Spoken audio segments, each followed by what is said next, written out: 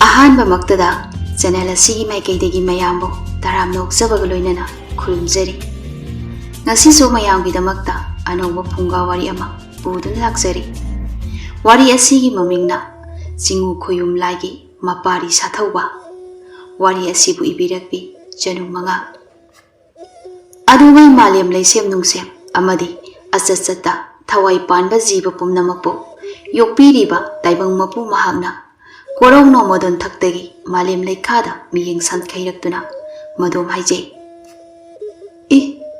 ꯁꯤꯗꯤ ꯀꯝꯗꯧꯅꯤ? ꯑꯩꯒꯤ ꯍꯛꯆꯥꯡꯒꯤ ꯇꯨꯍꯥꯎ ꯑꯃꯗꯒꯤ ꯁꯦꯝꯈꯤꯕ ꯎꯔꯩꯈꯣꯡ ꯀꯧꯕ ꯂꯝꯗꯝ ꯑꯁꯤꯗ ꯂꯩꯔꯤꯕ ꯇꯥꯏꯕꯪ ꯃꯤꯑꯣꯏꯕꯁꯤꯡ ꯑꯁꯤꯗꯤ ꯃꯀꯣꯛ ꯑꯃꯠꯇ ꯌꯥꯎꯗ꯭ꯔꯦꯅ? ꯑꯩꯅ ꯎꯔꯩꯈꯣꯡ ꯂꯝꯗꯝ ꯑꯁꯤ ꯁꯦꯝꯈꯤꯕ ꯃꯇꯝꯗ ꯀꯔꯤ ꯑꯁꯣꯏꯕ ꯂꯩꯕꯒꯤꯅꯣ ꯍꯥꯏꯕꯗꯨ ꯌꯦꯡꯂꯒꯦ꯫ ꯑꯁꯨꯝꯅ ꯇꯥꯏꯕꯪ ꯁꯦꯝꯕ ꯃꯄꯨ ꯃꯥꯅ ꯌꯦꯡꯕꯗ ꯈꯪꯂꯤ ꯃꯗꯨꯗꯤ ꯃꯍꯥꯛꯅ ꯁꯦꯝꯂꯤꯕ ꯇꯥꯏꯕꯪꯄꯥꯜ ꯑꯁꯦ ꯑꯆꯧꯕ ꯏꯁꯤꯡꯒꯤ ꯏꯄꯥꯛ ꯑꯃꯒꯤ ꯃꯊꯛꯇꯅꯤ꯫ ꯑꯗꯨꯅ ꯏꯁꯤꯡꯒꯤ ꯏꯄꯣꯝ ꯑꯁꯤꯅ ꯁꯥꯄꯨ ꯀꯟꯅ ꯆꯦꯟꯊꯔꯛꯇꯨꯅ ꯑꯀꯟꯕ ꯏꯔꯩ ꯂꯥꯛꯄ ꯃꯇꯝꯗ ꯃꯥꯂꯦꯝ ꯂꯩꯗ ꯂꯩꯔꯤꯕ ꯃꯤꯑꯣꯏꯆꯥ ꯀꯌꯥ ꯑꯋꯥꯕ ꯇꯥꯒꯗꯧꯔꯤ ꯍꯥꯏꯕ ꯑꯗꯨꯒꯨꯝꯂꯕ ꯏꯁꯤꯡꯒꯤ ꯏꯊꯛ ꯏꯔꯩ ꯑꯀꯟꯕ ꯑꯗꯣ ꯂꯥꯛꯄ ꯃꯇꯝꯗ ꯎꯔꯩꯈꯣꯡ ꯀꯧꯕ ꯂꯩꯕꯥꯛ ꯑꯁꯤꯒꯤ ꯃꯄꯥꯗ ꯊꯣꯛꯈꯤꯗꯧꯔꯤ꯫ ꯑꯗꯨꯅ ꯎꯔꯩꯈꯣꯡ ꯂꯩꯕꯥꯛ ꯑꯁꯦ ꯃꯤꯁꯤ ꯃꯤꯅꯥ ꯌꯥꯝꯅ ꯌꯥꯎꯔꯅꯤ ꯍꯥꯏꯕ꯫ ꯑꯗꯨꯒ ꯇꯥꯏꯕꯪ ꯁꯦꯝꯕ ꯃꯄꯨ ꯃꯥꯅ ꯑꯃꯨꯛꯁꯨ ꯍꯥꯏꯖꯩ, ꯃꯁꯤ ꯑꯣꯏꯕ ꯇꯥꯔꯕꯗꯤ ꯎꯔꯩꯈꯣꯡ ꯂꯝꯗꯝ ꯑꯁꯤꯗ ꯅꯤꯡꯊꯧꯒꯤ ꯃꯆꯥ ꯑꯃꯗꯤ ꯑꯩꯅ ꯁꯦꯝꯗꯨꯅ ꯀꯟꯗꯕ ꯌꯥꯗ꯭ꯔꯦ꯫ ꯑꯁꯨꯝꯅ ꯇꯥꯏꯕꯪ ꯁꯦꯝꯕ ꯃꯄꯨ ꯃꯍꯥꯛꯅ ꯃꯥꯒꯤ ꯂꯤꯂꯥ ꯃꯄꯨꯡ ꯐꯥꯔꯔꯣꯏ ꯍꯥꯏꯅ ꯃꯥꯂꯦꯝ ꯂꯩꯗ ꯈꯨꯟꯗꯥꯔꯤꯕ ꯑꯇꯣꯞꯄ ꯂꯩꯕꯥꯛ ꯑꯃꯗ ꯇꯝꯊꯤꯔꯕ ꯂꯥꯏꯆꯠ ꯑꯃ ꯁꯟꯗꯣꯛꯈꯤꯗꯧꯔꯤ꯫ ꯑꯗꯨꯒ ꯎꯔꯩꯈꯣꯡ ꯍꯥꯏꯔꯤꯕ ꯂꯩꯕꯥꯛ ꯑꯁꯤꯗ ꯂꯩꯔꯤꯕ ꯃꯤꯌꯥꯝꯁꯤꯡ ꯑꯗꯨꯁꯨ ꯑꯃꯒ ꯑꯃꯒ ꯌꯥꯝꯅ ꯅꯨꯡꯁꯤ ꯆꯥꯟꯅꯅ ꯂꯩꯃꯤꯟꯅꯔꯝꯃꯤ꯫ ꯎꯔꯩꯈꯣꯡ ꯂꯩꯕꯥꯛꯀꯤ ꯅꯤꯡꯊꯧ ꯁꯩꯇꯕꯥꯜꯁꯨ ꯃꯕꯨꯛ ꯃꯄꯥꯎ ꯌꯥꯝꯅ ꯐꯕ ꯅꯤꯡꯊꯧꯅꯤ꯫ ꯁꯩꯇꯕꯥꯜꯒꯤ ꯃꯄꯥ ꯅꯤꯡꯊꯧꯅ ꯂꯩꯅꯥ ꯂꯥꯏꯑꯣꯡ ꯈꯪꯗꯅ ꯅꯥꯔꯛꯄꯗꯒꯤ ꯃꯍꯥꯛꯀꯤ ꯃꯄꯥ ꯅꯤꯡꯊꯧꯅ ꯃꯆꯥꯅꯨꯄꯥ ꯔꯥꯖꯀꯨꯃꯥꯔ ꯁꯩꯇꯕꯥꯜꯗ ꯅꯤꯡꯊꯧ ꯈꯨꯕꯝ ꯑꯁꯦ ꯁꯤꯟꯅꯈꯤ꯫ ꯑꯗꯨꯕꯨ ꯃꯍꯥꯛ ꯍꯧꯖꯤꯛꯀꯤ ꯑꯣꯏꯅꯗꯤ ꯁꯩꯇꯕꯥꯜꯁꯦ ꯄꯥꯈꯪꯅꯤ꯫ ꯃꯍꯥꯛꯅ ꯅꯤꯡꯊꯧ ꯐꯝꯕꯥꯜ ꯂꯥꯡꯕ ꯏꯀꯨꯏ ꯀꯨꯏꯗꯅ ꯃꯄꯥ ꯏꯕꯨꯡꯉꯣ ꯅꯤꯡꯊꯧ ꯑꯗꯣ ꯂꯩꯈꯤꯗ꯭ꯔꯦ꯫ ꯃꯗꯨꯒꯤ ꯃꯇꯨꯡ ꯏꯀꯥꯟ ꯀꯥꯟꯅꯗꯅ ꯃꯃꯥ ꯏꯕꯦꯝꯃ ꯑꯗꯨꯁꯨ ꯃꯄꯨꯔꯣꯏꯕꯒꯤ ꯋꯥꯈꯜꯗ ꯆꯥꯗ ꯊꯛꯇ ꯇꯧꯔꯛꯄꯗꯒꯤ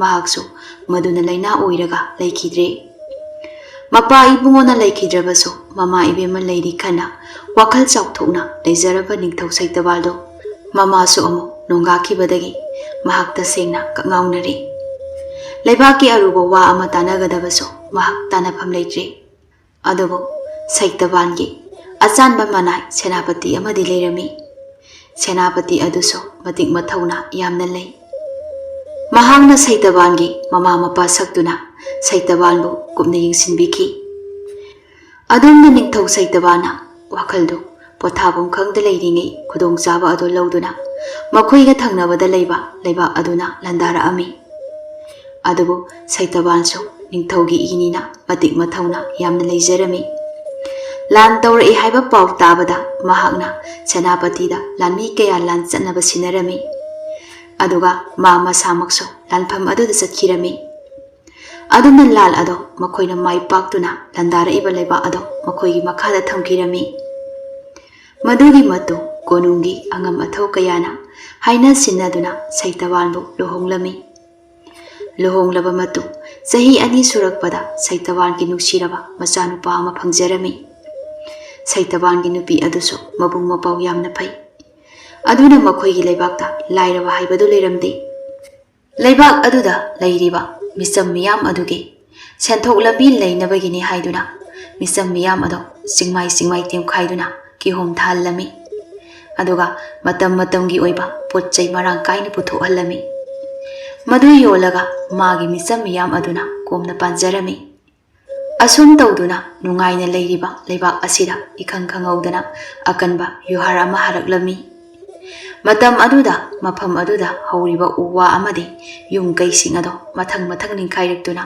ꯅꯤꯡꯊꯧꯒꯤ ꯀꯣꯅꯨꯡꯁꯨ ꯌꯥꯎꯈꯤꯔꯝꯃꯤ꯫ ꯑꯇꯣꯞꯄ ꯂꯩꯕꯥꯛꯅ ꯂꯥꯟ ꯇꯧꯔꯛꯄꯗꯤ ꯃꯁꯥ ꯉꯥꯛꯊꯣꯛꯅꯕ ꯈꯨꯠꯂꯥꯏ ꯑꯃꯗꯤ ꯂꯩꯕꯥꯛ ꯑꯗꯣ ꯀꯟꯖꯅꯕ ꯂꯥꯟꯃꯤ ꯃꯔꯥꯡ ꯀꯥꯏꯅ ꯂꯩꯔꯕꯁꯨ ꯑꯁꯤꯒꯨꯝꯂꯕ ꯃꯈꯜꯒꯤ ꯍꯥꯏꯕꯗꯤ ꯏꯁꯣꯔ ꯃꯥꯅ ꯁꯤꯜꯂꯛꯄ ꯊꯧꯁꯤꯜ ꯑꯁꯤꯗꯤ ꯀꯔꯝꯅ ꯉꯥꯛꯊꯣꯛꯀꯅꯤ?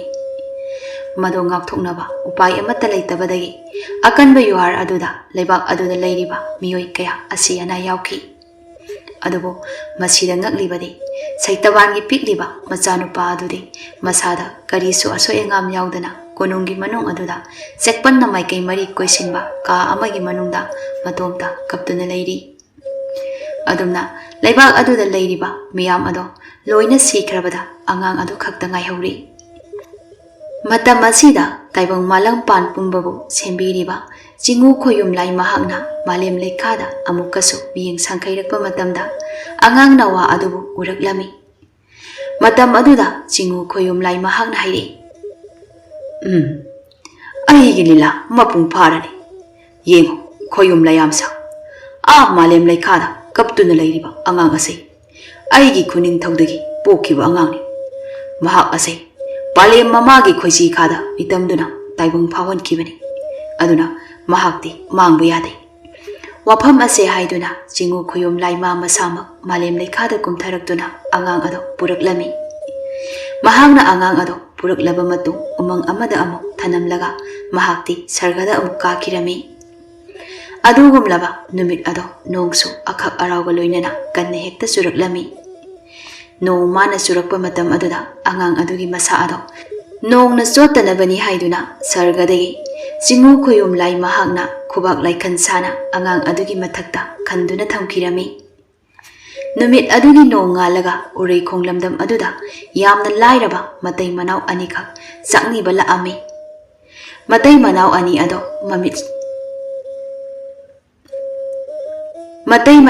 ꯑꯗꯣ ꯃꯃꯤꯠꯇ ꯃꯆꯥꯁꯨ ꯎꯔꯝꯗꯦ꯫ ꯆꯥꯛꯅꯤꯕ ꯂꯥꯛꯏꯕ ꯃꯇꯩ ꯃꯅꯥꯎ ꯑꯅꯤ ꯑꯗꯨꯒꯤ ꯃꯅꯨꯡꯗ ꯅꯨꯄꯥ ꯑꯗꯨꯅ ꯃꯃꯤꯠ ꯑꯅꯤꯃꯛ ꯂꯣꯏꯅ ꯇꯥꯡꯂꯝꯃꯤ꯫ ꯑꯗꯨꯒ ꯅꯨꯄꯤ ꯑꯗꯨꯅ ꯃꯈꯣꯡꯗꯨ ꯅꯥꯝꯃ ꯆꯤꯡꯂꯗꯨꯅ ꯂꯥꯛꯑꯝꯃꯤ꯫ ꯍꯥꯏꯕꯗꯤ ꯃꯇꯩ ꯃꯅꯥꯎ ꯑꯅꯤ ꯑꯗꯣ ꯃꯤꯒ ꯑꯃꯠꯇ ꯃꯤꯃꯥꯟꯅꯗꯕ ꯉꯥꯛꯇꯅꯤ꯫ ꯑꯗꯨꯝꯅ ꯃꯇꯩ ꯃꯅꯥꯎ ꯑꯅꯤ ꯑꯗꯨꯅ ꯂꯥꯛꯄ ꯃꯇꯝꯗ ꯅꯣꯡꯁꯨ ꯆꯨꯈꯤꯕꯒꯤ ꯂꯩꯈꯣꯝ ꯃꯌꯥꯝ ꯃꯔꯛ ꯑꯗꯨꯗ ꯑꯉꯧꯕ ꯐꯤ ꯑꯃꯅ ꯌꯣꯝꯂꯒ ꯑꯉꯥꯡ ꯑꯃ ꯎꯃꯪ ꯑꯗꯨꯗ ꯀꯞꯇꯨꯅ ꯂꯩꯔꯤꯕ ꯑꯗꯨ ꯊꯦꯡꯅꯔꯝꯃꯤ꯫ ꯑꯉꯥꯡꯅ ꯀꯞꯄꯒꯤ ꯈꯣꯟꯖꯦꯜ ꯇꯥꯕꯗ ꯃꯇꯩ ꯃꯅꯥꯎ ꯑꯅꯤꯗꯣ ꯀꯗꯥꯏꯗꯅꯣ ꯍꯥꯏꯅ ꯌꯦꯡꯂꯕ ꯃꯇꯨꯡ ꯇꯞꯅ ꯆꯪꯁꯤꯜꯂꯛꯇꯨꯅ ꯅꯨꯄꯤ ꯑꯗꯨꯅ ꯑꯉꯥꯡ ꯑꯗꯨꯕꯨ ꯂꯧꯈꯠꯇꯨꯅ ꯍꯥꯏ, ꯅꯨꯄꯥ, ꯑꯉꯥꯡꯁꯦ ꯅꯨꯄꯥꯅꯤ꯫ ꯃꯇꯧ ꯀꯔꯝꯅ ꯎꯃꯪ ꯑꯁꯤꯗ ꯂꯩꯔꯝꯂꯤꯕꯅꯣ?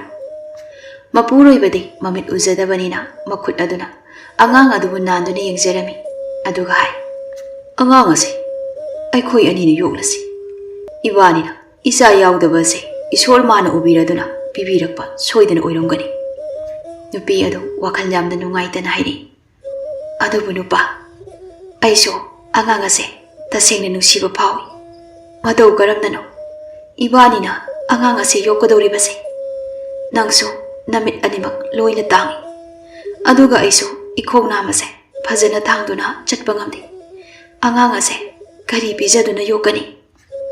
ꯃꯄꯨꯔꯣꯏꯕꯗꯨꯁꯨ ꯇꯞꯅ ꯍꯥꯏꯔꯤ, ꯅꯨꯄꯤ, ꯄꯨꯝꯅꯃꯛꯁꯦ ꯇꯥꯏꯕꯪꯕꯨ ꯁꯦꯝꯕꯤꯕ ꯃꯄꯨ ꯃꯥꯒꯤ ꯊꯧꯁꯤꯟꯅꯤ꯫ ꯅꯪ ꯑꯩꯅ ꯉꯝꯂꯣꯏ ꯍꯥꯏꯅ ꯅꯥꯊꯩꯗꯨꯅ ꯆꯠꯄ ꯌꯥꯕ ꯃꯇꯥꯡꯁꯨ ꯅꯠꯇ꯭ꯔꯤ꯫ ꯄꯨꯝꯅꯃꯛ ꯏꯁꯣꯔ ꯃꯥꯅ ꯊꯧꯖꯥꯟꯕꯤꯕ ꯑꯣꯏꯁꯅꯨ꯫ ꯑꯁꯨꯝꯅ ꯑꯉꯥꯡ ꯑꯗꯣ ꯅꯨꯄꯤ ꯑꯗꯨꯅ ꯃꯅꯝꯗ ꯄꯨꯔꯒ ꯃꯄꯨꯔꯣꯏꯕꯒꯤ ꯃꯈꯨꯠ ꯑꯗꯣ ꯁꯝꯗꯨꯅ ꯎꯔꯩꯈꯣꯡ ꯍꯥꯏꯔꯤꯕ ꯂꯝꯗꯝ ꯑꯗꯨ ꯇꯝꯅ ꯂꯥꯛꯑꯝꯃꯤ꯫ ꯑꯗꯨꯕꯨ ꯃꯈꯣꯏꯅ ꯎꯔꯩꯈꯣꯡ ꯍꯥꯏꯔꯤꯕ ꯂꯩꯕꯥꯛ ꯑꯁꯦ ꯌꯧꯔꯛꯄ ꯃꯇꯝꯗꯗꯤ ꯌꯦꯡꯍꯩꯗꯕ ꯍꯥꯏꯕꯗꯨ ꯑꯣꯏꯔꯤ꯫ ꯅꯨꯄꯥ ꯑꯗꯨꯅ ꯀꯔꯤ ꯑꯃꯠꯇ ꯎꯗ꯭ꯔꯕꯁꯨ ꯅꯨꯄꯤ ꯑꯗꯨꯅꯗꯤ ꯃꯃꯤꯠꯇꯣ ꯎꯕ ꯉꯝꯕꯅꯤꯅ ꯂꯣꯏꯅ ꯎꯔꯤ꯫ ꯃꯤ ꯑꯁꯤꯕ ꯀꯌꯥ ꯑꯃ ꯇꯥꯗꯨꯅ ꯂꯩꯔꯤꯕꯗꯣ, ꯑꯗꯨꯒ ꯎ ꯋꯥ ꯑꯃꯗꯤ ꯌꯨꯝ ꯀꯩꯁꯤꯡ ꯑꯗꯨꯁꯨ ꯂꯣꯏꯅ ꯀꯤꯟꯊꯕ ꯑꯃꯗꯤ ꯇꯦꯛꯄ ꯀꯥꯏꯕ ꯇꯧꯗꯨꯅ ꯂꯩꯔꯝꯂꯤ꯫ ꯃꯇꯥꯡ ꯑꯁꯤꯗ ꯅꯨꯄꯤ ꯑꯗꯨꯒꯤ ꯃꯅꯝꯗ ꯄꯨꯔꯤꯕ ꯑꯉꯥꯡ ꯑꯗꯨꯁꯨ ꯃꯕꯨꯛ ꯂꯥꯃꯛꯇꯨꯅ ꯍꯪꯉꯥ ꯍꯪꯉꯥ ꯍꯥꯏꯅ ꯀꯞꯄ ꯍꯧꯔꯛꯂꯤ꯫ ꯃꯄꯨꯔꯣꯏꯕꯅ ꯍꯥꯏ, ꯅꯨꯄꯤ, ꯅꯪꯕꯨ ꯀꯩꯗꯧꯔꯕꯒꯦ? ꯑꯉꯥꯡ ꯑꯗꯣ ꯑꯃꯨꯛꯇ ꯊꯦꯝꯃꯨꯅꯦ ꯅꯪꯕꯨ꯫ ꯅꯨꯄꯥ, ꯑꯉꯥꯡꯁꯦ ꯃꯕꯨꯛ ꯂꯥꯝꯃꯤ꯫ ꯃꯄꯨꯔꯣꯏꯕꯗꯨꯗꯤ ꯃꯄꯥꯟꯒꯤ ꯁꯪꯁꯥꯔꯗꯣ ꯎꯕ ꯐꯪꯗ꯭ꯔꯕꯅꯤꯅ ꯀꯔꯤ ꯑꯃꯠꯇ ꯈꯪꯖꯗꯦ꯫ ꯑꯗꯨꯅ ꯍꯥꯏ, ꯅꯨꯄꯤ, ꯂꯩꯕꯥꯛ ꯑꯁꯤꯒꯤ ꯅꯤꯡꯊꯧ ꯑꯗꯣ ꯃꯕꯨꯛ ꯌꯥꯝꯅ ꯐꯕꯅꯤ꯫ ꯑꯗꯨꯅ ꯅꯤꯡꯊꯧꯒꯤ ꯀꯣꯅꯨꯡ ꯇꯝꯅ ꯆꯠꯂꯒ ꯁꯪꯒꯣꯝ ꯈꯔ ꯂꯧꯔꯨꯔꯁꯤ꯫ ꯀꯣꯅꯨꯡꯕꯨ ꯍꯦꯛ ꯌꯧꯔꯕꯗꯤ ꯏꯕꯥꯅꯤꯒꯤ ꯑꯋꯥꯕ ꯂꯣꯏꯅ ꯀꯣꯛꯂꯗꯕꯅꯤ꯫ ꯅꯨꯄꯥ, ꯅꯪꯅ ꯎꯗꯕꯒꯤ ꯇꯧꯕꯅꯤ꯫ ꯎꯔꯩꯈꯣꯡ ꯍꯥꯏꯔꯤꯕ ꯂꯩꯕꯥꯛ ꯑꯁꯦ ꯃꯤꯗꯤ ꯂꯥꯏꯔꯗꯅ ꯇꯨꯃꯤꯠ ꯐꯥꯎꯕ ꯄꯥꯏꯗ꯭ꯔꯤ꯫ ꯀꯔꯤ ꯍꯥꯏꯕ? ꯂꯩꯕꯥꯛ ꯑꯁꯤꯒꯤ ꯃꯤꯌꯥꯝꯁꯤꯡ ꯑꯗꯨꯗꯤ ꯀꯗꯥꯏꯗ ꯆꯠꯈ꯭ꯔꯕ? ꯅꯨꯄꯥ, ꯍꯟꯗꯛ ꯌꯨꯍꯥꯔ ꯍꯥꯈꯤꯕ ꯑꯗꯨꯗ Leibak asidadi onthokna tamthina hakiba mali. Yung kay amadi uwa ama phoba leptuna leitri. Oh, Nushida Uriko. Lamdam asida pokiba. Lamdam asida saukiba aini. Adubu isor magi nongdong khondagi pukna pham lamdam asida leiba famkhidre. Adubu ngasi aina phibam natai chadraba matam asida amuk halakpa matamdadi nungsiraba aigi irei chasingdo amat uba phangdrabako. Matang asida mayamna bhaptanaba haukiba wari matik amatang laksagi. Madudi mamit animak loina tanglaba nupa ase urai khong leibakta pokpa misak ama khangni. Mahaki mami Tolan Khomba haina kawi. Laigi nongdam khol haigadra khangdi. Ngasidagina chahi 10 gi mamangda Tolan Khomba mahaki leiba ase thadokduna ningthau yathang puduna leiba amada yanasi ama thinba chatlami. Haibadi urai khong hairiba leiba asiga nompok maikaida leiba Maraman sagai haina khangnaba leiba amaga yamna yingthinaki. Adubu mabuk phatraba Maraman sagai gi ningthau aduna launam tawraga urai khong hairiba leiba asida chithi ama tharaki. Chithi gi warol ado ningthauna hangdoktuna paruba matamda asumna iraki. Urai khong leiba ki ningthau nangi leiba ka aigi leiba ka yingthinabagi saro aikoi ani manaduna tongan tongan ba leibakna lan tawruklabasu mayok minarasi. Hana saunaki ba amadi nungai nakidaba kaya leirabasu malom thamnaragumsi. Nangi leibakta phajinduna thamliba aigi miyoising ado thadokpiro aduga aina phajinduna thamliba nangi leibaki miyoising asisu thadorage. Asomna chithi ado paraba matung urai khong leibaki ningthau saitabangi mapana mabukta kari phattaba wakal tawruda chithi gi warol adugi pakhum pinanaba chithi ama iraba matung Tolan Khombada thilluso haina tharami. Matam aduda Tolan Khomba se saitabangi mapa ibungo adugi achanba manai oirami. Tolan Khomba masu ningthau yathang matung induna sagol tongba lanmi mangaga loinana Maraman leibakta chatlami.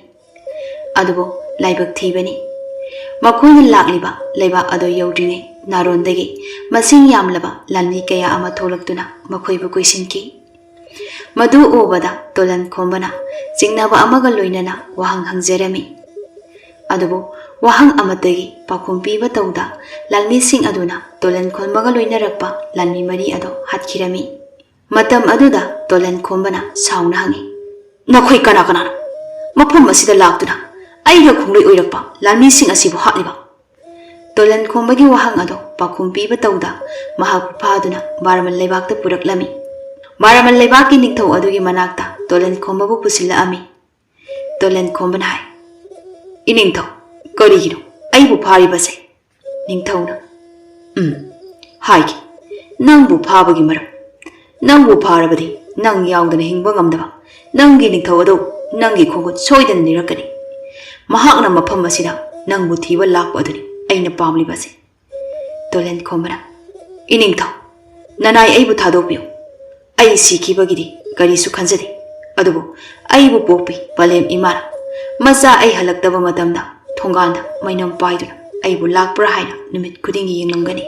Tolan Khombagi wado taraga ningthau ado usittana noklaga hai. Kari haiba nangi imana mainam pairaga thonganda thoktuna nangbu lakpa ngairamgani haiba. Wado haiduna ningthau ado khangna khangna noklami. Aduga amuksu hangi hayu nupa nangi ningthau aduna kari hairakpa. Tolan Khombasu makul anido pusinkhrabanina magi mokhwangda kisi thaduna yomliba chithi ado lokthoknaba hairami. Asomna chithi ado manai amana lokthoklaga ningthauda pathoktuna tahalami. Chithi gi waron taraba matung ningthau ado amukasu noktuna chithi ado ta lauraga amuksu segairami. Madu ubada Tolan Khomba ado mamitta I haigatlagli. Tolan Khombagi maithong uraga ningthauna mi usitte haiduna phoraba matung kaisum sangda bandi oina thamkhirami. Asomna numit humni suraba phawba Tolan Khombana halaktaba asida urai khong leibaki ningthauna khali. Madudi Tolan Khombabu Maraman leibaki ningthauna harau harau opiduna sak ising saduna numit kharani leithokro haiduna leirambasu yai haina khanjakibani. Adubu somdadi Tolan Khombabu phajinduna ꯄꯥꯡ ꯇꯤꯡꯗꯨꯅ ꯑꯃꯨꯛ ꯊꯝꯕꯤꯔꯤ꯫ ꯑꯁꯨꯝꯅ ꯅꯨꯃꯤꯠ 5ꯅꯤ ꯍꯧꯖꯤꯟꯈ꯭ꯔꯕ ꯇꯨꯡꯗ ꯁꯣꯝꯗꯁꯨ ꯎꯔꯩꯈꯣꯡꯒꯤ ꯅꯤꯡꯊꯧ ꯑꯗꯣ ꯅꯨꯡꯁꯥ ꯊꯤꯔꯛꯇꯨꯅ ꯕꯥꯔꯃꯟ ꯂꯩꯕꯥꯛꯇ ꯅꯤꯡꯊꯧ ꯃꯁꯥꯃꯛ ꯂꯥꯛꯑꯝꯃꯤ꯫ ꯑꯗꯨꯕꯨ ꯂꯥꯏꯕꯛ ꯊꯤꯕꯅꯤ, ꯁꯣꯝꯗ ꯕꯥꯔꯃꯟ ꯂꯩꯕꯥꯛ ꯑꯗꯨꯗ ꯉꯁꯤꯗꯒꯤꯅ ꯅꯨꯃꯤꯠ 6ꯅꯤꯒꯤ ꯃꯃꯥꯡꯗ ꯇꯝꯊꯤꯔꯕ ꯂꯥꯏꯆꯠ ꯑꯃ ꯁꯟꯗꯣꯔꯛꯇꯨꯅ ꯕꯥꯔꯃꯟ ꯂꯩꯕꯥꯛꯀꯤ ꯅꯤꯡꯊꯧ ꯑꯗꯣ 2ꯅꯤ ꯁꯨꯕ ꯅꯨꯃꯤꯠꯇ ꯂꯩꯈꯤꯗ꯭ꯔꯤ꯫ ꯕꯥꯔꯃꯟ ꯂꯩꯕꯥꯛꯇ ꯑꯁꯨꯝꯅ ꯇꯝꯊꯤꯔꯕ ꯂꯩꯅꯥ ꯑꯃ ꯁꯟꯗꯣꯔꯛꯏ ꯍꯥꯏꯕ ꯑꯁꯦ ꯕꯥꯔꯃꯟ ꯂꯩꯕꯥꯛꯀ ꯍꯦꯛ ꯊꯪꯅꯅ ꯂꯩꯕ ꯂꯩꯕꯥꯛꯁꯤꯡꯅ ꯄꯥꯎ ꯁꯟꯗꯣꯛꯂꯝꯃꯤ꯫ ꯑꯗꯨꯕꯨ ꯅꯤꯡꯊꯧ ꯑꯗꯨꯗꯤ ꯃꯥꯒꯤ ꯑꯆꯥꯟꯕ ꯃꯅꯥꯏ ꯑꯗꯨꯅ ꯆꯠꯈ꯭ꯔꯕꯗ ꯂꯩꯇꯥꯐꯝ ꯈꯪꯗꯕꯗꯒꯤ ꯃꯍꯥꯛꯇꯤ ꯕꯥꯔꯃꯟ ꯂꯩꯕꯥꯛꯇ ꯑꯗꯨꯃꯛ ꯃꯥ ꯃꯇꯣꯝꯇ ꯆꯪꯁꯤꯟꯕ ꯍꯧꯔꯛꯑꯝꯃꯤ꯫ ꯑꯗꯨꯕꯨ ꯃꯍꯥꯛꯅ ꯂꯩꯕꯥꯛ ꯑꯗꯣ ꯍꯦꯛ ꯌꯧꯔꯛꯄꯒ ꯃꯐꯝ ꯑꯗꯨꯗ ꯂꯩꯔꯤꯕ ꯃꯤꯑꯣꯏꯁꯤꯡ ꯑꯗꯨꯒꯤ ꯁꯛꯇꯝꯁꯤꯡꯗꯣ ꯍꯦꯛ ꯎꯕꯗ ꯃꯍꯥꯛꯁꯨ ꯃꯁꯥ ꯑꯗꯣ ꯏꯁꯣꯟ ꯁꯣꯟꯊꯕꯒꯨꯝ ꯇꯧꯔꯛꯂꯝꯃꯤ꯫ ꯑꯗꯨꯗꯒꯤ ꯃꯍꯥꯛ ꯁꯣꯔ ꯍꯣꯟꯕ ꯋꯥꯔꯛꯇꯨꯅ ꯃꯐꯝ ꯑꯗꯨꯗꯒꯤ ꯂꯥꯛꯇꯨꯅ ꯃꯥꯒꯤ ꯀꯣꯅꯨꯡꯗ ꯍꯜꯂꯛꯑꯝꯃꯤ꯫ ꯅꯤꯡꯊꯧꯅ ꯀꯣꯅꯨꯡꯗ ꯍꯦꯛ ꯍꯜꯂꯛꯄꯒ ꯃꯥꯒꯤ ꯃꯅꯥꯛꯇ ꯃꯤ ꯑꯃꯠꯇ ꯆꯪꯍꯟꯗꯅ ꯑꯃꯥꯏꯕ ꯑꯃ ꯀꯧꯗꯨꯅ ꯃꯍꯥꯛꯄꯨ ꯍꯥꯟꯅ ꯌꯦꯡꯍꯜꯂꯝꯃꯤ꯫ ꯃꯇꯝ ꯑꯗꯨꯗ ꯑꯃꯥꯏꯕ ꯑꯗꯨꯅ ꯃꯅꯥ ꯃꯁꯤꯡꯅ ꯁꯦꯝꯕ ꯍꯤꯗꯥꯛ ꯑꯃꯈꯛ ꯅꯤꯡꯊꯧꯗ ꯄꯤꯊꯛꯂꯝꯃꯤ꯫ ꯑꯃꯥꯏꯕ ꯑꯗꯨꯅ ꯄꯤꯊꯛꯂꯤꯕ ꯍꯤꯗꯥꯛ ꯑꯗꯣ ꯀꯔꯤꯒꯨꯝꯕ ꯅꯤꯡꯊꯧ ꯑꯗꯨꯗꯁꯨ ꯕꯥꯔꯃꯟ ꯂꯩꯕꯥꯛꯇ ꯅꯥꯔꯤꯕ ꯂꯩꯅꯥ ꯑꯗꯨꯒꯤ ꯂꯥꯏꯆꯠ ꯑꯗꯣ ꯂꯧꯅꯔꯛꯄ ꯊꯣꯛꯂꯕꯁꯨ ꯍꯥꯏꯔꯤꯕ ꯂꯩꯅꯥ ꯑꯗꯣ ꯅꯤꯡꯊꯧꯗꯒꯤ ꯍꯦꯟꯅ ꯑꯇꯣꯞꯄ ꯀꯅꯥꯒꯨꯝꯕ ꯑꯃꯒꯤ ꯃꯐꯝꯗ ꯂꯧꯅꯗꯅꯕ ꯍꯥꯏꯕꯗꯤ ꯃꯍꯤꯛ ꯑꯗꯣ ꯃꯄꯥꯡꯒꯜ ꯁꯣꯟꯊꯅꯕ ꯍꯤꯗꯥꯛ ꯃꯈꯜ ꯑꯃ ꯑꯣꯏꯔꯝꯃꯤ꯫ ꯑꯗꯨꯒ ꯍꯥꯏꯔꯤꯕ ꯂꯩꯅꯥ ꯑꯁꯦ ꯁꯣꯔ ꯍꯣꯟꯖꯤꯟꯕ ꯃꯇꯝꯗꯁꯨ ꯂꯧꯅꯕ ꯂꯩꯅꯥ ꯑꯃ ꯑꯣꯏꯔꯝꯃꯤ꯫ ꯑꯗꯨꯒ ꯕꯥꯔꯃꯟ ꯂꯩꯕꯥꯛꯇꯅ ꯀꯝꯗꯧꯔꯤ, ꯇꯨꯂꯦꯟ ꯈꯣꯝꯕꯕꯨ ꯐꯥꯖꯤꯟꯗꯨꯅ ꯊꯝꯂꯤꯕ ꯑꯗꯨꯒ ꯍꯦꯛ ꯊꯪꯅꯕꯗ ꯂꯩꯕ ꯀꯥ ꯑꯗꯨꯗ ꯅꯨꯄꯤ ꯑꯃ ꯂꯩꯔꯝꯃꯤ꯫ ꯅꯨꯄꯤ ꯑꯗꯨꯁꯨ ꯀꯩꯁꯨꯝꯁꯪ ꯑꯗꯨꯗ ꯂꯩꯕ ꯅꯨꯄꯤꯅꯤ꯫ ꯅꯨꯃꯤꯠ ꯈꯨꯗꯤꯡꯒꯤ ꯅꯤꯡꯊꯧꯒꯤ ꯂꯥꯟꯃꯤꯁꯤꯡ ꯑꯗꯨꯅ ꯃꯈꯣꯏꯕꯨ ꯑꯗꯨꯝ ꯌꯦꯡꯁꯤꯟꯕ ꯆꯪꯂꯛꯄꯅꯤ꯫ ꯑꯗꯨꯕꯨ ꯉꯁꯤ ꯅꯣꯡ ꯅꯤꯅꯤ ꯑꯁꯤꯗꯗꯤ ꯀꯅꯥꯁꯨ ꯆꯪꯂꯛꯑꯝꯗꯦ꯫ ꯑꯗꯨꯅ ꯅꯨꯄꯤ ꯑꯗꯨꯅ ꯇꯨꯂꯦꯟ ꯈꯣꯝꯕꯗ ꯋꯥꯔꯤ ꯁꯥꯕ ꯍꯧꯔꯛꯇꯨꯅ ꯃꯈꯣꯏ ꯑꯅꯤ ꯈꯪꯅꯔꯝꯃꯤ꯫ ꯑꯁꯨꯝꯅ ꯅꯨꯃꯤꯠ 6ꯅꯤ ꯁꯨꯔꯕ ꯐꯥꯎꯕ ꯀꯅꯥ ꯑꯃꯠꯇ ꯆꯪꯂꯛꯇꯕ ꯑꯗꯨꯗ ꯃꯈꯣꯏꯁꯨ ꯀꯔꯤ ꯇꯧꯔꯕꯅꯣ ꯍꯥꯏꯅ ꯈꯜꯂꯤꯉꯩ ꯂꯩꯕꯥꯛ ꯑꯗꯨꯒꯤ ꯂꯥꯟꯃꯤ ꯑꯃ ꯃꯁꯥꯗꯨ ꯏꯁꯣꯟ ꯁꯣꯟꯅ ꯆꯪꯂꯛꯇꯨꯅ ꯃꯈꯣꯏꯕꯨ ꯀꯩꯁꯨꯝꯁꯪ ꯑꯗꯨꯒꯤ ꯊꯣꯡ ꯑꯗꯣ ꯍꯥꯡꯗꯣꯛꯇꯨꯅ ꯊꯥꯗꯣꯛꯂꯝꯃꯤ꯫ ꯑꯗꯨꯒ ꯂꯥꯟꯃꯤ ꯑꯗꯨꯅ ꯋꯥꯐꯝ ꯈꯔꯁꯨ ꯍꯥꯏꯔꯝꯂꯒ ꯊꯣꯛꯈ꯭ꯔꯤ꯫ ꯂꯥꯟꯃꯤ ꯑꯗꯨꯅ ꯍꯥꯏꯔꯝꯂꯤꯕ ꯋꯥꯐꯝ ꯑꯗꯣ ꯑꯇꯩ ꯅꯠꯇꯦ, ꯍꯧꯖꯤꯛ ꯏꯈꯪ ꯈꯪꯍꯧꯗꯅ ꯁꯟꯗꯣꯔꯛꯏꯕ ꯂꯥꯏꯆꯠ ꯑꯁꯦ ꯅꯥꯍꯜꯂꯣꯏꯒꯦ ꯍꯥꯏꯔꯕꯗꯤ ꯃꯐꯝ ꯑꯁꯤꯗ ꯂꯩꯔꯤꯕ ꯃꯤꯑꯣꯏ ꯑꯃꯠꯇꯒ ꯑꯣꯟꯁꯤꯟꯅꯗꯨꯅ ꯋꯥꯔꯤ ꯁꯥꯒꯅꯨ ꯍꯥꯏꯅ ꯍꯥꯏꯔꯝꯕꯅꯤ꯫ ꯑꯗꯨꯝꯅ ꯃꯈꯣꯏ ꯑꯅꯤꯁꯨ ꯂꯩꯅꯥ ꯑꯗꯣ ꯂꯧꯅꯔꯛꯇꯅꯕꯅꯤ ꯍꯥꯏꯗꯨꯅ ꯀꯩꯁꯨꯝꯁꯪ ꯑꯗꯨꯒꯤ ꯊꯣꯡ ꯑꯗꯣ ꯃꯈꯣꯏꯅ ꯑꯃꯨꯛ ꯃꯅꯨꯡꯂꯣꯝꯗꯒꯤ ꯂꯣꯟꯁꯤꯟꯗꯨꯅ ꯂꯩꯔꯝꯃꯤ꯫ ꯑꯗꯨꯒ ꯅꯨꯃꯤꯠ ꯈꯔꯅꯤꯒꯤ ꯃꯅꯨꯡꯗ ꯇꯝꯊꯤꯔꯕ ꯂꯥꯏꯆꯠ ꯑꯗꯨꯅ ꯃꯔꯝ ꯑꯣꯏꯔꯒ ꯕꯥꯔꯃꯟ ꯂꯩꯕꯥꯛꯀꯤ ꯃꯤꯑꯣꯏꯁꯤꯡ ꯑꯗꯣ ꯑꯅꯝꯕꯅ ꯁꯤꯈꯤꯔꯝꯃꯤ꯫ ꯑꯗꯨꯒ ꯇꯨꯂꯦꯟ ꯈꯣꯝꯕ ꯑꯃꯗꯤ ꯅꯨꯄꯤꯗꯨꯒꯗꯤ ꯆꯥꯗ ꯊꯛꯇꯅ ꯁꯨꯝ ꯂꯩꯕꯗꯤ ꯌꯥꯗꯕꯅꯤꯅ ꯇꯨꯂꯦꯟ ꯈꯣꯝꯕꯅ ꯀꯩꯁꯨꯝꯁꯪ ꯑꯗꯨꯒꯤ ꯊꯣꯡ ꯑꯗꯣ ꯍꯥꯡꯗꯣꯔꯛꯇꯨꯅ ꯀꯣꯅꯨꯡ ꯃꯅꯨꯡꯗ ꯂꯥꯛꯇꯨꯅ ꯑꯆꯥ ꯑꯊꯛꯀꯤ ꯄꯣꯠꯂꯝꯁꯤꯡ ꯂꯧꯔꯝꯃꯤ꯫ ꯃꯗꯨꯒꯤ ꯃꯇꯨꯡ ꯊꯥ ꯈꯔ ꯂꯩꯔꯒ ꯕꯥꯔꯃꯟ ꯂꯩꯕꯥꯛꯇ ꯂꯥꯏꯆꯠ ꯑꯗꯣ ꯐꯔꯕꯁꯨ ꯑꯇꯣꯞꯄ ꯂꯩꯕꯥꯛ ꯀꯌꯥꯅ ꯕꯥꯔꯃꯟ ꯂꯩꯕꯥꯛꯇꯒꯤ ꯃꯤꯑꯣꯏ ꯑꯃꯠꯇ ꯑꯇꯣꯞꯄ ꯂꯩꯕꯥꯛ ꯑꯃꯠꯇ ꯆꯪꯍꯜꯂꯝꯗꯦ, ꯃꯔꯝꯗꯤ ꯂꯥꯏꯆꯠ ꯑꯗꯣ ꯂꯧꯅꯔꯛꯀꯅꯤ ꯀꯤꯕꯅ꯫ ꯑꯗꯨꯅ ꯕꯥꯔꯃꯟ ꯂꯩꯕꯥꯛꯀꯤ ꯃꯤꯑꯣꯏꯁꯤꯡ ꯑꯗꯨꯁꯨ ꯃꯥꯒꯤ ꯃꯥꯒꯤ ꯃꯊꯧ ꯇꯧꯅꯅꯕꯒꯤꯗꯃꯛꯇ ꯑꯇꯣꯞꯄ ꯂꯩꯕꯥꯛꯁꯤꯡꯗ ꯐꯥꯎꯔꯒ ꯆꯠꯄ ꯇꯥꯔꯝꯃꯤ꯫ ꯑꯗꯨꯕꯨ ꯃꯈꯣꯏꯅ ꯑꯇꯣꯞꯄ ꯂꯩꯕꯥꯛ ꯑꯃ ꯍꯦꯛ ꯐꯥꯎꯔꯒ ꯆꯠꯄ ꯃꯇꯝꯗ ꯑꯇꯣꯞꯄ ꯂꯩꯕꯥꯛꯁꯤꯡ ꯑꯗꯨꯒꯤ ꯃꯤꯑꯣꯏꯁꯤꯡ ꯑꯗꯨꯅ ꯂꯩꯅꯥ ꯁꯟꯗꯣꯛꯄ ꯂꯥꯛꯂꯤꯕꯔꯥ ꯍꯥꯏꯅ ꯍꯥꯠꯇꯣꯛꯄꯤꯔꯝꯃꯤ꯫ ꯑꯁꯨꯝꯅ ꯕꯥꯔꯃꯟ ꯂꯩꯕꯥꯛꯇ ꯂꯩꯕ ꯃꯤꯑꯣꯏꯁꯤꯡ ꯑꯗꯣ ꯌꯥꯝꯅ ꯋꯥꯔꯝꯃꯤ꯫ ꯃꯈꯣꯏꯅ ꯅꯤꯡꯊꯧꯒꯤ ꯀꯣꯅꯨꯡꯗ ꯂꯥꯛꯇꯨꯅ ꯆꯥꯅ ꯊꯛꯅꯕ ꯂꯩꯔꯤꯕꯔꯥ ꯍꯥꯏꯅ ꯌꯦꯡꯕꯗꯁꯨ ꯃꯥꯒꯤ ꯂꯣꯏꯅ ꯂꯧꯁꯤꯟꯅꯈꯤꯗꯨꯅ ꯀꯔꯤ ꯑꯃꯠꯇ ꯐꯪꯍꯧꯗꯕꯁꯨ ꯌꯥꯎꯔꯝꯃꯤ꯫ ꯑꯗꯨꯅ ꯕꯥꯔꯃꯟ ꯂꯩꯕꯥꯛꯀꯤ ꯃꯤꯑꯣꯏꯁꯤꯡ ꯑꯗꯣ ꯆꯥꯗ ꯊꯛꯇꯕꯅ ꯃꯔꯝ ꯑꯣꯏꯔꯒ ꯅꯣꯡꯃ ꯅꯣꯡꯃꯒꯤ ꯐꯤꯕꯝ ꯁꯣꯛꯆꯤꯜꯂꯛꯇꯨꯅ ꯑꯁꯤ ꯑꯅꯥ ꯀꯌꯥꯁꯨ ꯌꯥꯎꯔꯤ꯫ ꯃꯗꯨꯒꯤ ꯃꯔꯛ ꯑꯗꯨꯗ ꯇꯨꯂꯦꯟ ꯈꯣꯝꯕꯁꯨ ꯃꯥꯒꯤ ꯂꯩꯕꯥꯛꯇ ꯍꯜꯂꯛꯀꯗꯕ ꯑꯗꯣ ꯑꯇꯣꯞꯄ ꯂꯩꯕꯥꯛꯅ ꯃꯥꯒꯤ ꯂꯝꯕꯤ ꯊꯠꯈꯤꯕꯅ ꯃꯔꯝ ꯑꯣꯏꯔꯒ ꯃꯍꯥꯛꯁꯨ ꯕꯥꯔꯃꯟ ꯂꯩꯕꯥꯛꯇ ꯑꯗꯨꯃꯛ ꯂꯩꯕ ꯇꯥꯔꯝꯃꯤ꯫ ꯑꯗꯨꯅ ꯃꯍꯥꯛꯁꯨ ꯁꯨꯝ ꯂꯩꯔꯛꯄꯅ ꯏꯈꯪ ꯈꯪꯍꯧꯗꯅ ꯃꯥꯒꯤ ꯃꯤꯠ ꯑꯅꯤꯃꯛ ꯑꯗꯣ ꯅꯣꯡꯃ ꯅꯣꯡꯃꯒꯤ ꯃꯃꯤ ꯁꯥꯝꯕ ꯍꯧꯔꯛꯑꯝꯃꯤ꯫ ꯑꯗꯨꯝꯅ ꯇꯞꯅ ꯇꯞꯅ ꯃꯃꯤꯠ ꯑꯗꯣ ꯎꯔꯛꯇꯕꯗꯒꯤ ꯉꯁꯤꯗꯤ ꯃꯍꯥꯛ ꯃꯤꯇꯥꯡꯕ ꯍꯥꯏꯕꯗꯣ ꯑꯣꯏꯔꯛꯈꯤ꯫ ꯑꯗꯨꯅ ꯃꯍꯥꯛꯀ ꯂꯩꯃꯤꯟꯅꯕꯤ ꯅꯨꯄꯤ ꯑꯗꯨꯅ ꯇꯨꯂꯦꯟ ꯈꯣꯝꯕ ꯃꯈꯣꯏ ꯑꯅꯤ ꯆꯥꯅꯕꯅꯤ ꯍꯥꯏꯗꯨꯅ ꯆꯤꯡꯗ ꯆꯠꯇꯨꯅ ꯃꯪꯒ꯭ꯔꯥ ꯇꯥꯜꯂꯝꯃꯤ꯫ ꯑꯗꯨꯕꯨ ꯂꯥꯏꯕꯛ ꯊꯤꯕꯅꯤ, ꯅꯨꯄꯤ ꯑꯗꯣ ꯆꯤꯡꯊꯛꯇꯒꯤ ꯑꯣꯟꯊꯔꯛꯇꯨꯅ ꯑꯆꯧꯕ ꯎꯁꯥ ꯑꯃꯗ ꯃꯥꯒꯤ ꯃꯈꯣꯡ ꯅꯥꯝꯃꯗꯣ ꯌꯩꯁꯤꯟꯗꯨꯅ ꯇꯦꯛꯈꯤꯔꯝꯃꯤ꯫ ꯃꯇꯝ ꯑꯗꯨꯗ ꯅꯨꯄꯤ ꯑꯗꯨꯅ Tolen khombabu kaujarami. Adudagi Tolen khombasu makutuna lam lamduna nupi adugi khonjel adomna mahaksu kumtharaami. Aduga nupi adusu Tolen khombabu adum kaujarami. Hairiba numit adudagi hauna layingbinaba leitabadagi nupi adugi makhong ado singduna chatkirami. Aduna haujikti makhoi ani kainaba yararoi khangbana launa leinarami. Asumna sum haukiduna ngasidi sahi taragi matamsu haujinki. Aduga somdasu urei khong leibaki ningthau ado hairiba laichat adugi mahik aduna magi haksang manungda leiduna ningthau adugi masa ado tamna tamna suksilakpadagi yam kuina naramlaba matungda leikidabani. Aduga ngasina sahi taramu haujinkhrabanina maramal leibaki miyoising ado atopa leibakta changthok changsin tauba yaraktuna Tolen khombasu magi nupi puduna mahaki pungna famlamda urei khong asida amuk lakibani. Adubu mahakna magi pongna famlamdam asida amuk lakba matamdadi magi ni haibada I mari amata leitri tabada thamoi sokna kapjarami. Nungsida pongna famlamdam ureiko nahaki na saigonda pukjaba nahaki na saigonda chaujarakpa aise ngasidi aigi lamdam ireipa asida aigi ni haiduna kanasu leitrabako. Asumna magi nupiga loinana makhoi ani ado angang adubu puraga mi leiba yaba yum amada changduna leirami. Numidangi matam oiraklabada Tolen khombagi nupi piyainuna hai taribera nupa angang ase mabuk yamna lambana loiri. Adudi kamdawni nupi tanza asida angang ado wawa kappa hurei. Piyainusu ising khara phi machi amada luptuna angang adugi mayada thadabirami. Adudagi angang ado kappa tokre. Asumna numit humnidi haujinkhri. Adubo angang adudi ising aduna mabuk thallo haiba yadabanina kappada themba ngamdri. Matam aduda piyainu masa ado tokphom khangda angang adubu hoi lauduna themli. Adubo angang adudi mabuk lama hemankhiduna kappada khonsi phoba chatli. Angang aduna kappagi khonjel tabada Tolen khomba amadi piyainudo taba ngamdraduna mana phoba mensinjarami. Adumna angang adusu ngaiha kaplaba matomta amuk waraktuna tungkhirami. Angang aduna piyainu matamba aduda tungkhiba ado obada tasengna piyainu di thamoi puba ngamjadri. Aduna tapnai imagi ibungo imana khomlang thokpa oiramlabadi isagi nabukse thanna pithaktuna imagi tampa asida tumhallamgadabani. Adubu imana isagi pu thalanba ngamdre. Wadu haiduna piyainudu nongalakani khanbada awaba oijarami.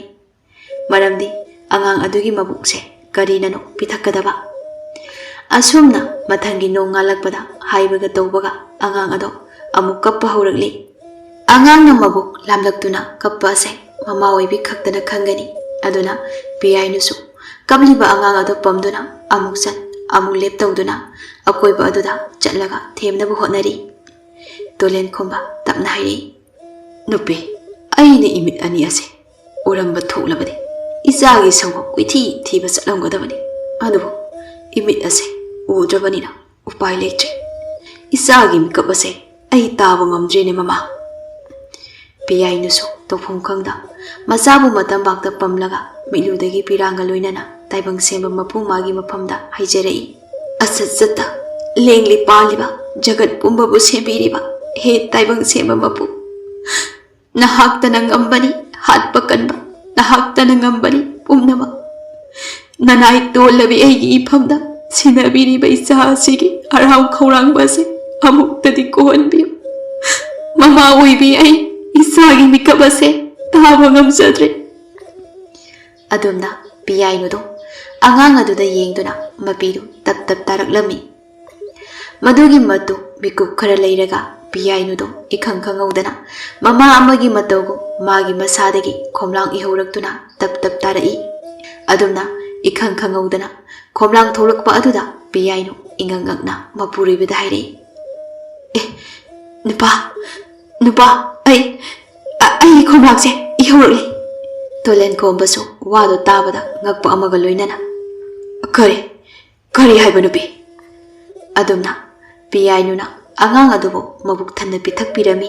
ꯃꯤꯀꯨꯞ ꯈꯔꯒꯤ ꯃꯇꯨꯡ ꯃꯃꯥꯒꯤ ꯈꯣꯝꯂꯥꯡ ꯃꯕꯨꯛ ꯊꯟꯅ ꯊꯛꯂꯕꯗ ꯑꯉꯥꯡ ꯑꯗꯣ ꯅꯨꯡꯉꯥꯏꯅ ꯇꯨꯝꯈꯤꯔꯝꯃꯤ꯫ ꯑꯁꯨꯝꯅ ꯅꯣꯡꯃ ꯅꯣꯡꯃ ꯍꯧꯈꯤꯗꯨꯅ ꯑꯉꯥꯡ ꯑꯗꯣ ꯐꯅ ꯌꯥꯝꯅ ꯆꯥꯎꯖꯔꯛꯂꯤ꯫ ꯑꯗꯨꯒ ꯎꯔꯩꯈꯣꯡ ꯍꯥꯏꯔꯤꯕ ꯂꯩꯕꯥꯛ ꯑꯁꯤꯗ ꯃꯌꯨꯝ ꯃꯀꯩ ꯂꯩꯖꯗꯕ ꯇꯣꯉꯥꯟ ꯇꯣꯉꯥꯟꯕ ꯃꯤꯑꯣꯏ ꯀꯌꯥ ꯑꯃ ꯂꯥꯛꯇꯨꯅ ꯈꯨꯟꯗꯥꯗꯨꯅ ꯂꯩꯔꯝꯃꯤ꯫ ꯑꯗꯨꯒ ꯃꯇꯝꯒꯤ ꯈꯣꯡꯂꯩ ꯃꯇꯨꯡ ꯏꯟꯗꯨꯅ ꯉꯁꯤꯗꯤ ꯄꯤꯌꯥꯏꯅꯨ ꯑꯃꯗꯤ ꯇꯣꯂꯦꯟ ꯈꯣꯝꯕ ꯑꯅꯤꯅ ꯌꯣꯛꯆꯔꯛꯄ ꯑꯉꯥꯡ ꯑꯗꯣ ꯄꯥꯈꯪ ꯃꯆꯥ ꯐꯥꯕ ꯍꯧꯔꯛꯑꯝꯃꯤ꯫ ꯑꯉꯥꯡ ꯑꯗꯣ ꯄꯤꯁꯛ ꯄꯤꯛꯂꯤꯉꯩꯗꯒꯤ ꯍꯧꯅ ꯂꯥꯛꯅ ꯐꯥꯅ ꯁꯥꯟꯅꯕ ꯑꯃꯗꯤ ꯃꯇꯤꯛ ꯃꯊꯧꯅꯥ ꯂꯩꯕ ꯑꯉꯥꯡ ꯑꯣꯏꯅ ꯇꯧꯔꯛꯏ꯫ ꯑꯗꯨꯒ ꯃꯄꯥꯡꯒꯜꯁꯨ ꯌꯥꯝꯅ ꯀꯜꯂꯝꯃꯤ꯫ ꯑꯗꯨꯅ ꯑꯉꯥꯡ ꯑꯗꯨꯒꯤ ꯃꯃꯤꯡꯁꯨ ꯃꯃꯥ ꯃꯄꯥꯅ ꯅꯨꯡꯁꯤꯅ ꯁꯥꯊꯧꯕ ꯍꯥꯏꯅ ꯊꯣꯟꯕꯤꯔꯝꯃꯤ꯫ ꯁꯥꯊꯧꯕꯅ ꯑꯋꯥ ꯅꯨꯡꯉꯥꯏ ꯍꯦꯛ ꯈꯪꯂꯛꯄ ꯃꯇꯝꯗꯒꯤ ꯃꯥꯒꯤ ꯃꯃꯥ ꯃꯄꯥ ꯑꯅꯤꯗꯣ ꯂꯣꯏꯅ ꯁꯣꯏꯅꯥꯏꯔꯕ ꯃꯤꯑꯣꯏ ꯑꯣꯏꯔꯝꯗꯨꯅ ꯁꯦꯠꯄ ꯆꯥꯕ ꯃꯅꯤꯡ ꯊꯨꯡꯂꯛꯂꯝꯗꯦ꯫ ꯃꯍꯥꯛꯇꯤ ꯑꯉꯥꯡ ꯑꯣꯏꯅ ꯑꯗꯨꯃꯛ ꯏꯃꯨꯡꯒꯤ ꯑꯋꯥ ꯑꯅꯥꯒꯤ ꯊꯕꯛ ꯄꯨꯝꯅꯃꯛ ꯄꯨꯕ ꯍꯧꯔꯛꯂꯝꯃꯤ꯫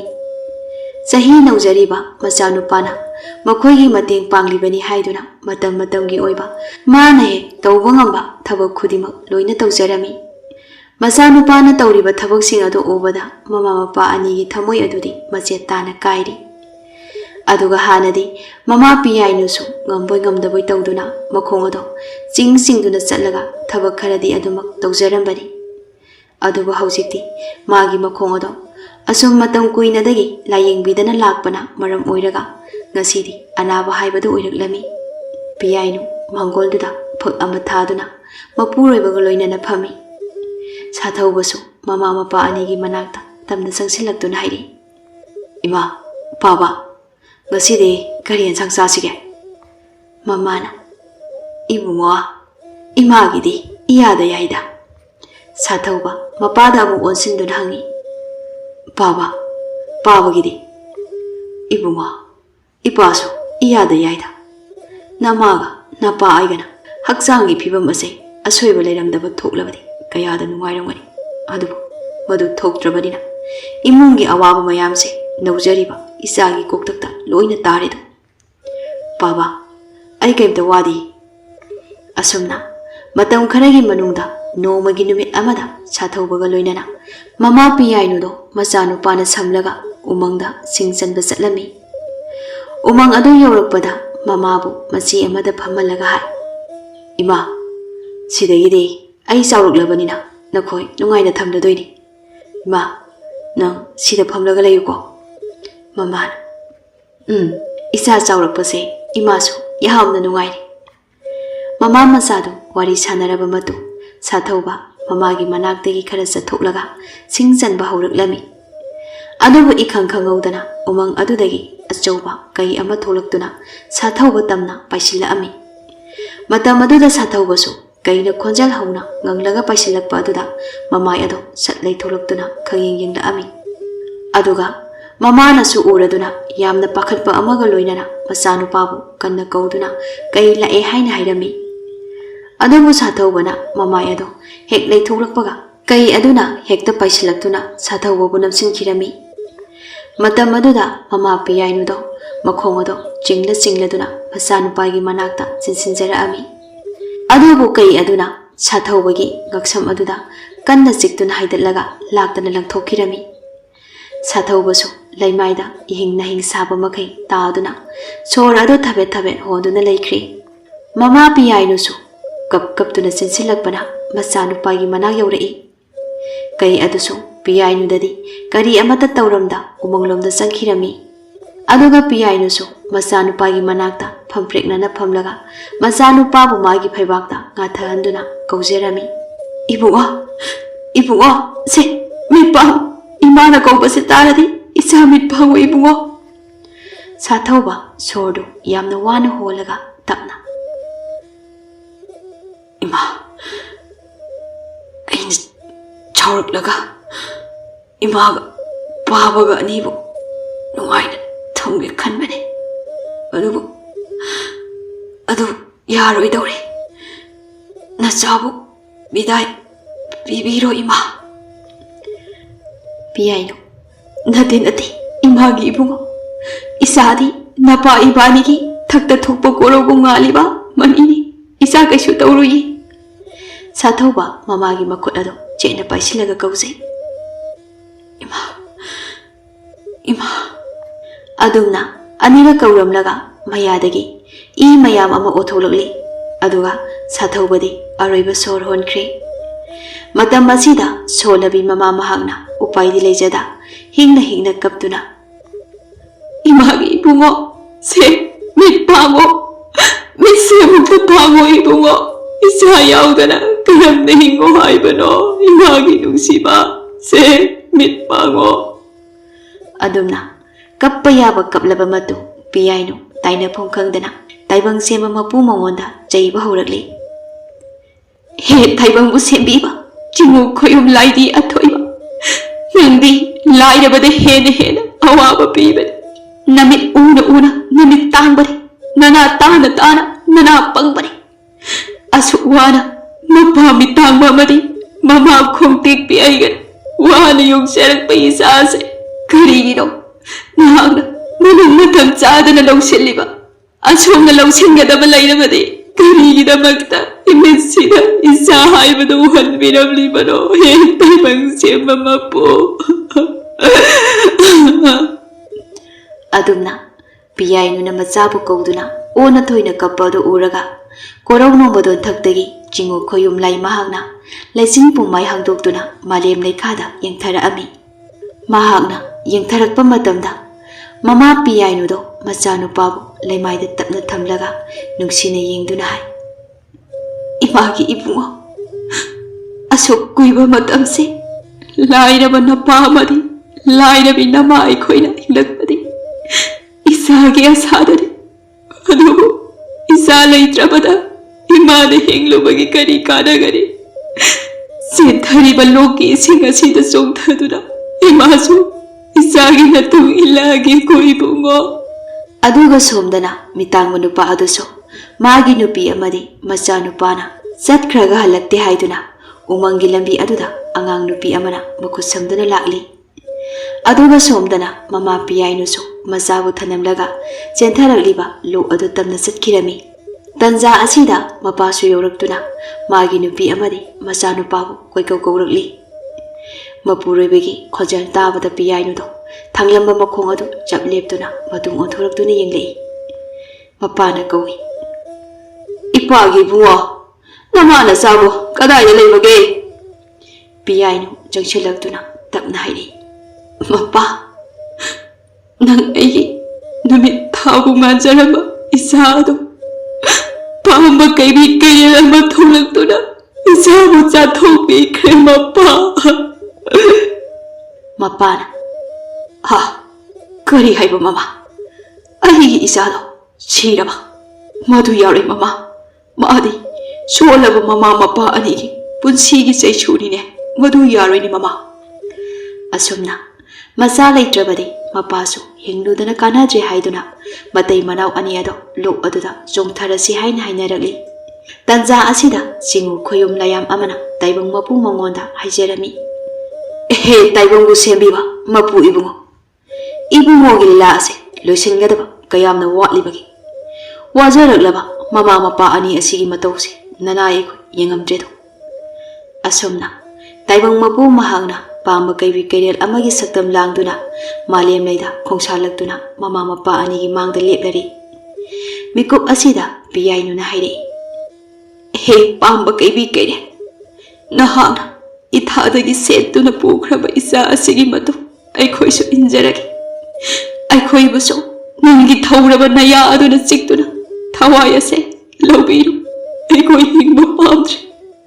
Mapana mama nangdi namit animak loina ubanina isagi saktamdo uauredo adubu tolaba mapa mitangba ainadi isagi saktamdo amuk phauba ubo phanghaudana adumak loi khidori mama. Matam aduna makhoigi mangda lepliba kai ado makhoigi manak tamna changsilakli. Piyainu matai manausu khongpham machi amata lengda lepli. Mikup asida makhoigi manak tamna changsilaiba kai ado asum tamna changsilaktuna magi saktam ado onthoraklami. Saktam adu ubada piyainu di ngakpana khamthenglami aduga hairi. I kari matawna sini Mapuroibana mama chalasi aikhoisu isagi matung ilasi ꯄꯤꯌꯥꯏꯅꯨꯗꯨ ꯃꯄꯨꯔꯣꯏꯕꯅ ꯍꯥꯏꯔꯤꯕ ꯋꯥ ꯑꯗꯨ ꯃꯍꯥꯛ ꯇꯥꯗ꯭ꯔꯤ ꯁꯣꯝꯗ ꯑꯣꯏꯔꯤꯕ ꯃꯑꯣꯡ ꯑꯗꯨꯅ ꯇꯞꯅ ꯍꯥꯏꯔꯛꯏ ꯏꯕꯨꯡꯉꯣ ꯅꯍꯥꯛꯄꯨ ꯀꯅꯥꯅꯣ ꯅꯅꯥꯏ ꯇꯣꯜꯂꯕꯤ ꯑꯩꯒꯤ ꯃꯤꯠꯃꯥꯡꯁꯤꯗ ꯂꯦꯞꯂꯤꯕ ꯅꯍꯥꯛꯄꯨ ꯆꯤꯡꯎ ꯈꯣꯌꯨꯝꯂꯥꯏ ꯍꯥꯏꯕꯗꯨꯔ ꯇꯁꯦꯡꯅ ꯅꯍꯥꯛꯅ ꯑꯁꯦꯡꯕ ꯈꯣꯌꯨꯝꯂꯥꯏ ꯑꯣꯏꯔꯕꯗꯤ ꯅꯅꯥꯏ ꯇꯣꯜꯂꯕꯤ ꯃꯤꯒ ꯃꯤꯃꯥꯟꯅꯗ꯭ꯔꯕꯤ ꯃꯃꯥ ꯃꯄꯥ ꯑꯅꯤꯒꯤ ꯄꯥꯡꯒꯜ ꯑꯣꯏꯖꯔꯤꯕ ꯏꯆꯥ ꯑꯁꯤ ꯑꯃꯨꯛ ꯍꯟꯅ ꯊꯋꯥꯏ ꯍꯥꯞꯄꯤꯗꯨꯅ ꯃꯃꯥ ꯑꯩꯒꯤ ꯃꯤꯠꯃꯥꯡꯁꯤꯗ ꯑꯃꯨꯛꯇ ꯂꯦꯞꯍꯟꯗꯨꯅ ꯏꯃꯥ ꯍꯥꯏꯅ ꯑꯃꯨꯛꯇ ꯀꯧꯍꯟꯕꯤꯔꯛꯎ ꯍꯦ ꯆꯤꯡꯎ ꯈꯣꯌꯨꯝꯂꯥꯏꯌꯣ ꯃꯇꯥꯡ ꯑꯁꯤꯗ ꯇꯥꯏꯕꯪ ꯁꯦꯝꯕꯤꯕ ꯃꯄꯨ ꯃꯍꯥꯛꯅ ꯑꯁꯨꯝꯅ ꯍꯥꯏꯔꯛꯏ ꯑꯦꯍꯦ ꯇꯥꯏꯕꯪ ꯃꯤꯑꯣꯏꯕ ꯂꯛꯇ ꯑꯊꯣꯏꯕ ꯑꯊꯣꯏꯕꯤ ꯑꯣꯏꯔꯤꯕꯤ ꯂꯥꯏꯕꯛ ꯐꯕ ꯅꯃꯨ ꯇꯥꯏꯕꯪ ꯃꯤꯑꯣꯏꯕ ꯅꯈꯣꯏ ꯑꯅꯤꯅ ꯅꯆꯥꯕꯨ ꯀꯌꯥꯝ ꯅꯨꯡꯁꯤꯕꯒꯦ ꯍꯥꯏꯕ ꯑꯗꯨ ꯇꯥꯏꯕꯪ ꯁꯦꯝꯕ ꯃꯄꯨ ꯑꯩꯅ ꯈꯪꯉꯤꯗꯣ ꯍꯧꯖꯤꯛꯇꯤ ꯑꯩꯒꯤ ꯂꯤꯂꯥ ꯃꯄꯨꯡ ꯐꯥꯔꯦꯗꯣ ꯑꯗꯨꯅ ꯍꯦ ꯂꯥꯏꯕꯛ ꯐꯕꯤ ꯅꯪꯒꯤ ꯅꯆꯥ ꯑꯁꯦ ꯑꯩꯅ ꯑꯃꯨꯛ ꯍꯟꯅ ꯊꯋꯥꯏ ꯃꯉꯥ ꯑꯆꯪꯕ ꯃꯤꯒ ꯊꯥꯔꯒ ꯇꯔꯨꯛꯃꯛ ꯂꯣꯏꯅꯕꯒ ꯇꯔꯦꯠꯃꯛꯄꯨ ꯑꯃꯨꯛ ꯍꯟꯅ ꯀꯧꯁꯤꯟꯗꯨꯅ ꯍꯥꯞꯂꯕꯅꯤ ꯉꯁꯤ ꯀꯧꯕ ꯀꯣꯔꯧꯅꯣꯡꯗꯒꯤ ꯎꯔꯩꯈꯣꯡ ꯀꯧꯕ ꯂꯝꯗꯝ ꯑꯗꯨꯒꯤ ꯅꯤꯡꯊꯧ ꯅꯆꯥꯅꯨꯄꯥ ꯁꯥꯊꯧꯕꯅ ꯑꯣꯏꯗꯨꯅ ꯃꯐꯝ ꯑꯗꯨꯗ ꯈꯨꯟꯗꯥꯔꯤꯕ ꯃꯤꯑꯣꯏ ꯆꯥ ꯀꯌꯥꯒ ꯅꯨꯡꯉꯥꯏ ꯌꯥꯏꯕꯤ ꯃꯔꯥꯡ ꯀꯥꯏꯅ ꯄꯥꯜꯂꯨꯔꯨ ꯅꯆꯥꯒꯤ ꯅꯄꯥꯟꯗꯒꯤ ꯅꯈꯣꯏ ꯑꯅꯤꯁꯨ ꯅꯨꯡꯉꯥꯏꯅ ꯄꯥꯜꯂꯨꯔꯨ ꯑꯗꯨꯒ ꯉꯁꯤ ꯀꯧꯕ ꯀꯣꯔꯧꯅꯣꯡꯗꯒꯤ ꯅꯈꯣꯏ ꯑꯅꯤꯃꯛ ꯃꯤꯒ ꯃꯤꯃꯥꯟꯅꯅ ꯍꯤꯡꯕ ꯉꯝꯅꯅꯕ ꯅꯄꯨꯔꯣꯏꯕꯒꯤ ꯇꯥꯡꯂꯤꯕ ꯃꯤꯠ ꯑꯅꯤ ꯑꯁꯤ ꯎꯍꯜꯂꯕꯅꯤ ꯑꯗꯨꯒ ꯄꯂꯦꯝ ꯃꯃꯥ ꯑꯣꯏꯔꯤꯕꯤ ꯅꯍꯥꯛꯁꯨ ꯅꯈꯣꯛ ꯑꯗꯨ ꯐꯔꯗꯨꯅ ꯅꯤꯡꯊꯧꯒꯤ ꯃꯃꯥ ꯃꯄꯥ ꯑꯣꯏꯗꯨꯅ ꯅꯪꯒꯤ ꯂꯩꯕꯥꯛ ꯃꯤꯌꯥꯝꯒ ꯅꯨꯡꯁꯤꯅꯅ ꯂꯩꯍꯧꯔꯣꯀꯣ ꯑꯁꯨꯝꯅ ꯇꯥꯏꯕꯪ ꯁꯦꯝꯕ ꯃꯄꯨ ꯃꯍꯥꯛꯅ ꯁꯥꯊꯧꯕꯒꯤ ꯃꯔꯝꯗ ꯋꯥꯔꯤ ꯋꯥꯈꯣꯡ ꯄꯨꯝꯕꯁꯨ ꯍꯥꯏꯔꯗꯨꯅ ꯁꯥꯊꯧꯕꯁꯦ ꯎꯔꯩꯈꯣꯡ ꯂꯩꯕꯥꯛꯀꯤ ꯔꯥꯖꯀꯨꯃꯥꯔꯅꯤ ꯍꯥꯏꯅꯁꯨ ꯍꯥꯏꯔꯝꯃꯤ ꯁꯥꯊꯧꯕꯁꯨ ꯃꯃꯤꯠ ꯍꯦꯛ ꯄꯥꯡꯂꯛꯄꯒ ꯃꯃꯥꯒ ꯃꯄꯥꯒꯕꯨ ꯍꯥꯟꯅ ꯌꯦꯡꯂꯛꯏ ꯃꯇꯝ ꯑꯗꯨꯗ ꯃꯃꯥ ꯃꯄꯥ ꯑꯅꯤꯗꯣ ꯃꯆꯥꯅꯨꯄꯥꯕꯨ ꯌꯦꯡꯗꯨꯅ ꯀꯞꯂꯒ ꯂꯩꯔꯝꯃꯤ ꯑꯗꯨꯒ ꯃꯆꯥꯅ ꯍꯦꯛ ꯍꯧꯒꯠꯂꯛꯄꯒ ꯃꯃꯥ ꯃꯄꯥ ꯑꯅꯤꯅ ꯃꯆꯥꯕꯨ ꯆꯦꯠꯅ ꯃꯊꯥꯗ ꯀꯣꯟꯁꯤꯟꯖꯔꯝꯃꯤ ꯑꯗꯨꯒ ꯁꯥꯊꯧꯕꯁꯨ ꯃꯃꯥ ꯃꯄꯥꯅ ꯃꯃꯤꯠ ꯎꯗꯨꯅ ꯂꯩꯔꯝꯕ ꯑꯃꯗꯤ ꯃꯃꯥꯅ ꯃꯈꯣꯡ ꯑꯗꯨ ꯆꯨꯝꯅ ꯂꯦꯞꯄ ꯉꯝꯂꯝꯕ ꯑꯁꯤꯗ ꯍꯔꯥꯎꯕꯅ ꯂꯣꯏꯖꯔꯤ ꯉꯁꯥꯏꯗꯒꯤ ꯇꯧꯔꯤꯕ ꯃꯌꯥꯝ ꯑꯗꯨ ꯎꯕꯗ ꯅꯨꯄꯤ ꯃꯆꯥ ꯑꯗꯨꯗꯤ ꯉꯛꯄꯅ ꯈꯝꯊꯦꯡꯂꯝꯃꯤ ꯑꯁꯨꯝꯅ ꯃꯈꯣꯏ ꯑꯗꯨ ꯃꯌꯨꯝꯗ ꯍꯜꯂꯛꯑꯝꯃꯤ ꯑꯗꯨꯒꯤ ꯃꯇꯝ ꯈꯔ ꯂꯩꯔꯒ ꯏꯀꯨꯏ ꯀꯨꯏꯗꯅ ꯁꯥꯊꯧꯕꯅ ꯇꯧꯔꯨꯕ ꯊꯕꯛ ꯈꯨꯗꯤꯡꯃꯛ ꯃꯥꯏ ꯄꯥꯛꯂꯛꯇꯨꯅ ꯁꯥꯊꯧꯕꯗꯣ ꯁꯦꯟ ꯌꯥꯝꯅ ꯄꯥꯏꯕ ꯃꯤꯁꯛ ꯑꯃ ꯑꯣꯏꯔꯛꯇꯨꯅ ꯎꯔꯩꯈꯣꯡ ꯂꯩꯕꯥꯛ ꯑꯗꯨꯗ ꯂꯩꯔꯤꯕ ꯃꯤꯌꯥꯝ ꯑꯗꯨꯒꯤ ꯑꯋꯥꯠ ꯑꯄꯥ ꯈꯨꯗꯤꯡꯃꯛ ꯌꯦꯡꯁꯤꯟꯕꯤꯗꯨꯅ ꯑꯋꯥꯠꯄ ꯍꯥꯏꯕꯗꯨ ꯂꯩꯍꯜꯂꯝꯗꯦ ꯑꯗꯨꯗꯒꯤ ꯂꯩꯕꯥꯛ ꯑꯗꯨꯗ ꯂꯩꯔꯤꯕ ꯃꯤꯌꯥꯝ ꯑꯗꯨꯅ ꯁꯥꯊꯧꯕꯅ ꯅꯤꯡꯊꯧ ꯑꯣꯏꯍꯜꯂꯁꯤ ꯍꯥꯏꯅ